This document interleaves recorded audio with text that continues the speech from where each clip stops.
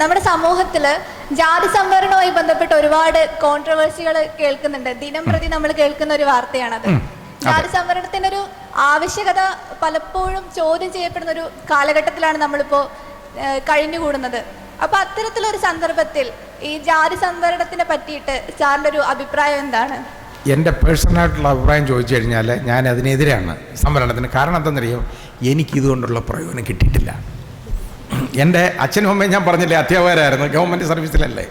അതുകൊണ്ട് ഈ സാമ്പത്തിക, അതായത് ഈ അന്നത്തെ ക്രീമി ലെയറിന് താഴെ ഞാൻ വരികയില്ല, മുകളിൽ പോവും. അത് കാരണം എനിക്ക് ഈ പ്രയോജനം കിട്ടിയില്ല. അതുകൊണ്ട് മാത്രമാണ് ഞാൻ ജഡ്ജി ആയത് കേട്ടോ. ഇല്ലെങ്കിൽ ഞാൻ ഇന്ന് ഏതെങ്കിലും ഡോക്ടർ വല്ലവൻ്റെ ചെരങ്ങും ചൊറിയൊക്കെ കഴിവുന്ന ഡോക്ടറായിട്ട് മാറി തന്നെ ഇരുന്നേനെ. അങ്ങനെ ഇരിക്കാൻ പറ്റാതെ പോയത് ഈ സംവരണം കിട്ടാത്തത് കൊണ്ടാണ്. നല്ല കാര്യം, ഞാൻ രക്ഷപ്പെട്ടു എന്നേ ഞാൻ പറയുന്നുള്ളൂ. ഇനി പോട്ടെ, ഈ ചോദിച്ച ചോദ്യം, ഇത് നമ്മുടെ ഈ രാജ്യത്ത് ആദ്യം, അതായത് ഭരണഘടനയൊക്കെ നിലവിൽ വരുമ്പോഴും നമുക്ക് സ്വാതന്ത്ര്യം കിട്ടിക്കഴിഞ്ഞതിന് ശേഷവും ഈ ഒരുപാട് വ്യത്യാസങ്ങൾ, ജാതി വ്യത്യാസങ്ങൾ ഉള്ള ഒരു രാജ്യമാണ് നമ്മുടെ രാജ്യം. അതായത് ഉന്നത കുല ജാതരെന്ന് കുറേ പേരങ്ങ് കണക്കാക്കും. അവരൊക്കെ അങ്ങ് മണ്ടയിലിരിക്കുന്നവരാണ്, ബാക്കിയുള്ളവരൊക്കെ എന്നൊക്കെ പറഞ്ഞു കഴിഞ്ഞാൽ എല്ലാം താഴെ കിടക്കുന്നവന്മാരാണ് എന്നുള്ളൊരു കാര്യം വരും.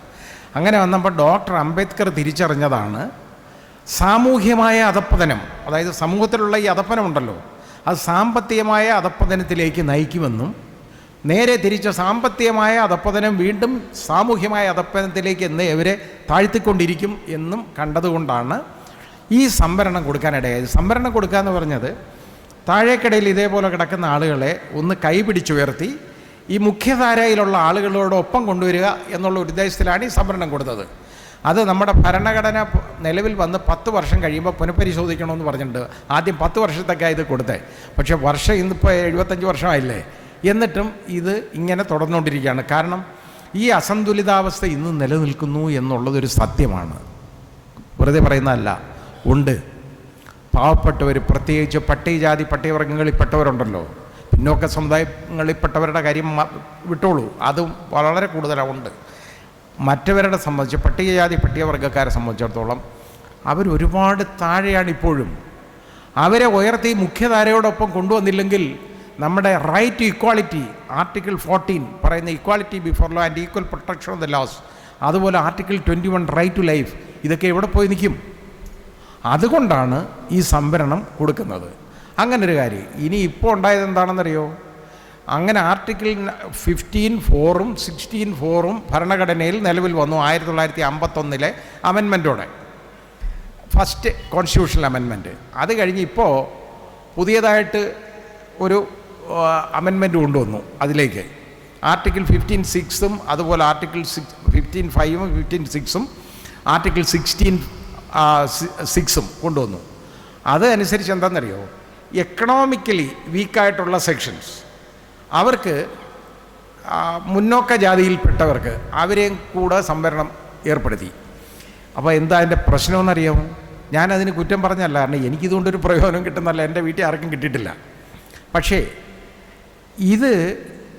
ഈ അകലം എന്താണെന്നറിയോ, ഇത് മറ്റത് കുറച്ച് കൊണ്ടുവരികയായിരുന്നുണ്ടെങ്കിൽ ഈ മുന്നോക്ക വിഭാഗങ്ങൾക്ക് കൂടി സംവരണം കൊടുക്കുമ്പോൾ, സാമ്പത്തിക സംവരണം എന്ന് നമ്മൾ പറയുമ്പോൾ ആ വിടവ് അതുപോലെ നിലനിൽക്കും. മനസ്സിലായില്ലേ? നിങ്ങൾ ചിന്തിച്ചാലേ നിങ്ങൾക്ക് മനസ്സിലാവുള്ളൂ. അതാണ് അതിൻ്റെ ഏറ്റവും വലിയ പ്രശ്നം. പക്ഷേ ഞാൻ പറയുന്നത് എന്താണെന്നറിയോ, ഇതൊക്കെ ഈ ജാതിയുടെയും മതത്തിൻ്റെയും പേരിലുള്ള ഈ വർഗീയതയും ബന്ധപ്പാടും ഒക്കെ അങ്ങ് ഒഴിവാക്കണം. ഒരിക്കൽ ഒരു നല്ല ചോദ്യം ഹൈക്കോടതിയുടെ, ഞാൻ ഹൈക്കോടതിയിലിരിക്കുമ്പോൾ, കേരള ഹൈക്കോടതി ജഡ്ജിയായിട്ടിരിക്കുമ്പോഴാണ്, എനിക്ക് തോന്നുന്നത് 1916-ലോ 17-ലോ ആണ്, ഒരു ഇൻട്രസ്റ്റിംഗ് മാറ്റർ വന്നു.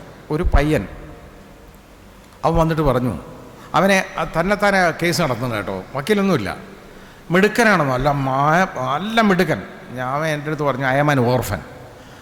ഞാൻ പറഞ്ഞു കണ്ടിട്ട് തോന്നുന്നില്ലല്ലോ, you are not an orphan, ഞങ്ങളൊക്കെ ഇല്ലേ എന്ന് ഞാൻ പറഞ്ഞു. ഉടനെ പറഞ്ഞു, sir I am an orphan, എന്നെ തെരുവിൽ നിന്ന് എടുത്ത് അമ്മമാർ, ഒരു സന്യാസി സമൂഹം അവർ വളർത്തിയതാണ്.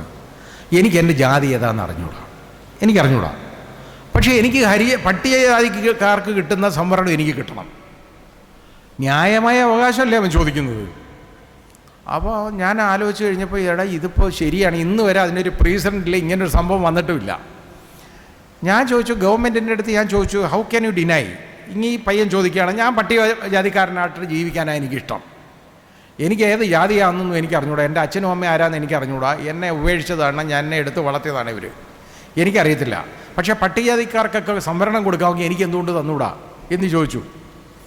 ഞാൻ പറഞ്ഞു സംവരണം കൊടുക്കാൻ പറഞ്ഞു. കാരണം ഈസ് ആൻ ഓർഫൻ, അയാൾക്ക് അറിഞ്ഞൂടാ ആരാണെന്ന്. ഈ ഓർഫൻ എന്ന് പറയുന്നവരെ നമുക്ക് ഇതുപോലെ കളയാൻ പറ്റുന്നതല്ല, സ്പെഷ്യൽ കൺസിഡറേഷൻ കൊടുത്ത് ഞാൻ പറഞ്ഞു സംവരണം കൊടുക്കാൻ പറഞ്ഞു. പിന്നെ അതിൻ്റെ മുകളിൽ വല്ലതും സർക്കാർ അപ്പീൽ പോയില്ലെന്നൊന്നും എനിക്കറിയില്ല, എന്തായെന്ന് ഞാൻ നോക്കാൻ പോയിട്ടില്ല. പക്ഷേ ഈ പയ്യനത് മൂലം ജോലിയും കിട്ടി, നല്ല വലിയൊരു പൊസിഷൻ ഇരിക്കുകയാണ്. അത് കഴിഞ്ഞ് ഒരിക്കൽ എന്നെ കാണാൻ വന്ന് കാലയിലൊക്കെ തൊട്ട് തൊഴുത്തിട്ട് പോയി നിർബന്ധമായിട്ട്. ഒരു സന്തോഷമുണ്ടായ ഒരു കാര്യമാണ്. തൊട്ട് തൊഴുതിലല്ല സന്തോഷം, ഞാൻ സമ്മതിക്കാറില്ല, പക്ഷേ ആ കുട്ടി അത് ഓർത്തല്ലോ എന്നുള്ളതാണ്.